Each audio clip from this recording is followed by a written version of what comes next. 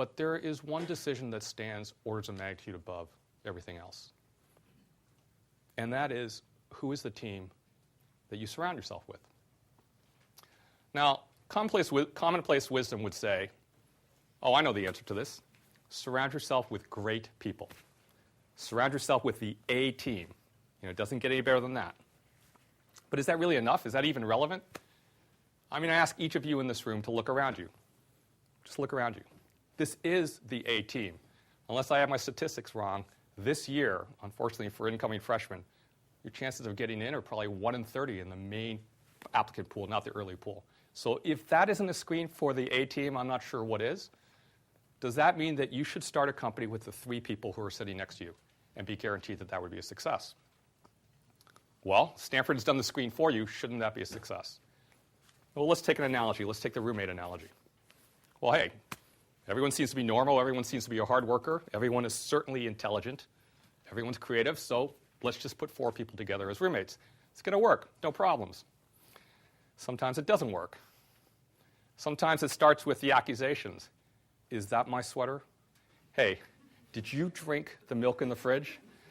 And then it degrades to a total destruction and a lack of eye contact, the avoidance in the room, and then the countdown of days left in the quarter semester till you can get the blank out of there. Well, in a rooming situation, you can get out of there. That's not that easy in a founding situation, especially when you've started the company together, you've split the stock. And so the selection process of the team is really critical. And it's not good enough to simply say who's an A player. It really is important for you to think about values, core values that you share as an individual, no different than a relationship versus a roommate.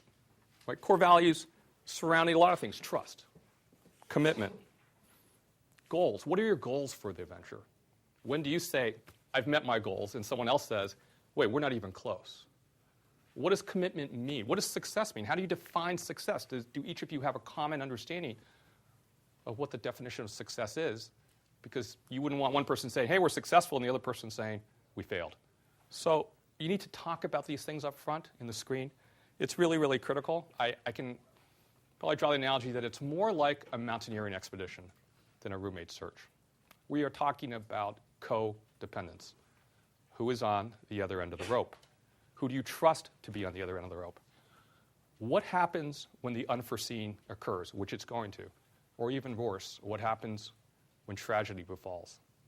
Who can you count on? Who's still going to be there? Who's going to run for the hills? Who's going to give up? And there is no other time to think about this than the time of inception in the startup. As you choose your team, you don't want to be going back and rejiggering and dealing with these issues 6 months, a year later.